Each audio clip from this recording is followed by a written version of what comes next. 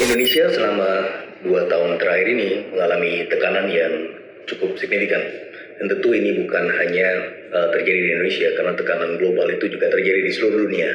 Pertama kali kita mengalami pandemi dan kemudian dihantam oleh krisis geopolitik. Nah, akan tetapi kita juga melihat selama pandemi dan juga di tahun-tahun ini kita melihat bahwa perkembangan investasi dan komitmen investasi itu justru cukup berkembang signifikan.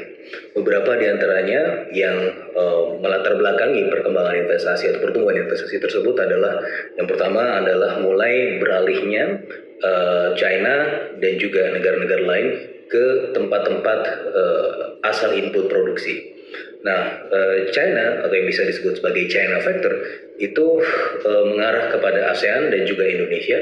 Salah satunya adalah ketika mereka selama pandemi mengalami kelangkaan input produksi, mereka mulai beralih kepada ASEAN dan juga negara-negara Asia pada umumnya untuk kemudian memenuhi kebutuhan tersebut.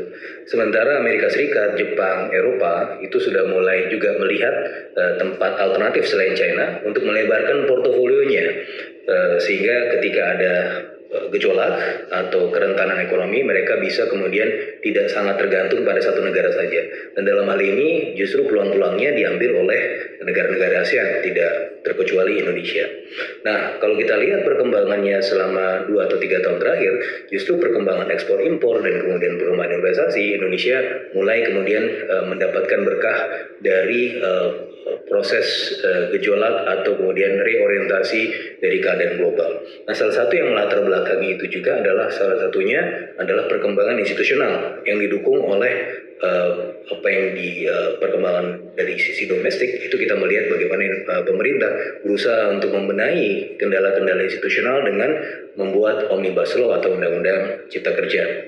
Nah, memang ini baru, tetapi setidak-tidaknya kita bisa melihat efek sinyal atau signaling effect dari pembuatan Omnibus Law ini, sehingga mereka negara-negara besar, negara-negara maju ini mau masuk dan bahkan berkomitmen ke Indonesia.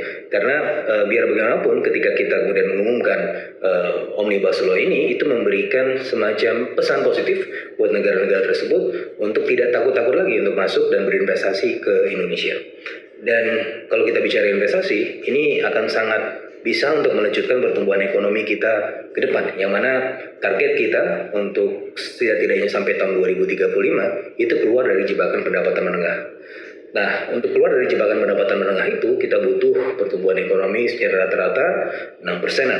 Nah, untuk mencapai target 6% itu kita butuh kontribusi industri terhadap sektor manufaktur ya di atas 25%. Nah, untuk mencetak semua itu kita butuh tambahan, kita butuh push factor. Nah, salah satunya adalah investasi. Dan kita tidak mampu untuk memenuhi kebutuhan itu sendirian karena kapasitas APBN kita tentu sangat terbatas. Dan kita membutuhkan partisipasi dari pihak asing untuk kemudian masuk dan kemudian mengembangkan perekonomian Indonesia. Dan oleh karenanya kita nanti akan bisa melihat akan ada penciptaan lapangan kerja baru, penciptaan aktivitas-aktivitas ekonomi baru, dan seterusnya, yang mana itu sangat-sangat berguna buat pertumbuhan ekonomi Indonesia dan juga pembangunan ekonomi Indonesia ke depan. Dan oleh karenanya Omnibus Law itu sangat diharapkan untuk mampu menjadi semacam payung institusi yang mampu untuk kemudian mewadahi dan kemudian menjadi arah pembangunan ekonomi Indonesia ke depan.